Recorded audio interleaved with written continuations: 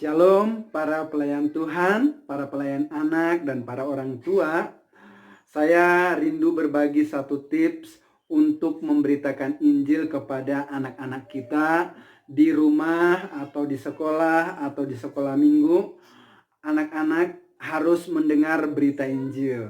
Nah, ini yang paling utama yang perlu kita sampaikan kepada anak-anak kita agar mereka beriman kepada Tuhan Yesus.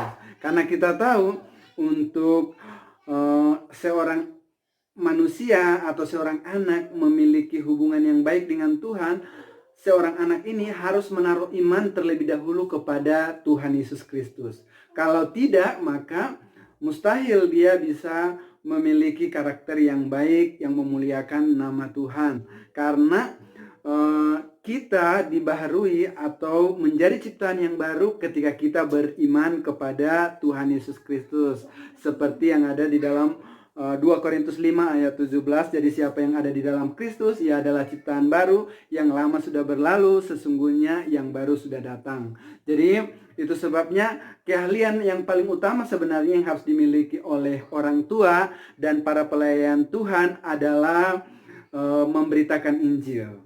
Nah, keahlian atau kompetensi dasar ini harus dimiliki sebenarnya oleh orang tua. Supaya apa? Supaya orang tua memberitakan Injil kepada anak-anaknya dan kemudian anak-anak bisa percaya kepada Tuhan Yesus. Atau para pelayan anak di sekolah minggu dan di sekolah-sekolah dan di lembaga-lembaga pelayanan lainnya, kita perlu punya kompetensi dasar, yaitu memberitakan Injil kepada anak-anak. Kenapa ini yang paling pertama kita kuasai? Adalah supaya memang anak-anak itu menjadi percaya kepada Tuhan Yesus dan beroleh keselamatan di dalam Tuhan Yesus.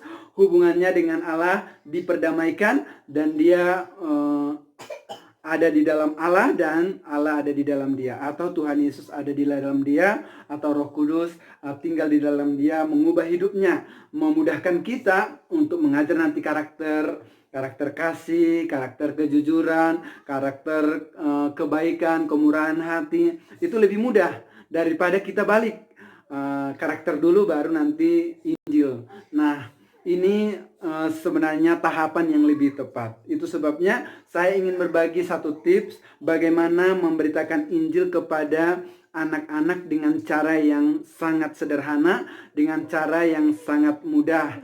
Tidak perlu pakai alat peraga manual atau alat peraga multimedia, alat peraga panggung boneka, tapi cukup dengan menggunakan 5 jari kita. Nah, nama tips ini adalah 5 jariku ajaib. Nah, teman-teman bisa mengatakan kepada anak-anak nanti 5 jariku ajaib. Pertama-tama kita kenali dulu apa itu 5 jariku ajaib. 5 jariku ajaib itu adalah alat peraga yang kita pakai melalui tubuh kita sehingga anak-anak mengerti Injil dengan sederhana dan jelas. Yang pertama, 5 jariku ajaib. Yang pertama, ibu jari dulu, jari jempol, yaitu Allah mengasihi saya. Kemudian yang kedua, jari telunjuk. Jari telunjuk, saya orang berdosa. Kemudian jari tengah. Jari tengah. Yang ketiga, jari tengah, yaitu Tuhan Yesus mati dan bangkit menyelamatkan saya. Jadi itu jari yang ketiga. Jari yang keempat yaitu jari manis. Saya percaya Tuhan Yesus. Kemudian jari yang kelima yaitu jari kelingking. Saya pasti masuk surga. Jadi kita coba secara cepat ya. 5 jariku ajaib. Yang pertama, Allah mengasihi saya. Yang kedua, saya orang berdosa. Yang ketiga, Tuhan Yesus mati di kayu salib dan bangkit untuk menyelamatkan saya. Yang keempat, jari manis, saya percaya Tuhan Yesus, saya pasti masuk surga. Nah, itu secara cepatnya. Jadi teman-teman bisa mengajak anaknya di rumah, contohnya Agape, saya punya cerita buat kamu, yaitu 5 jariku ajaib. Yang pertama, coba taruh jempolnya seperti ini. Kita bilang bahwa Allah mengasihi saya, taruh seperti itu. Kemudian yang kedua, taruh telunjuknya ke dirinya, begini. Saya orang berdosa. Kemudian yang ketiga, Tuhan Yesus mati dan bangkit untuk menyelamatkan saya. Kemudian yang keempat, saya percaya Tuhan Yesus. Saya pasti masuk surga. Nah, ini bisa kita sampaikan kepada anak-anak. Dan kemudian bisa kita jelaskan kepada anak-anak. Yang pertama, Allah benar mengasihi kamu dan saya.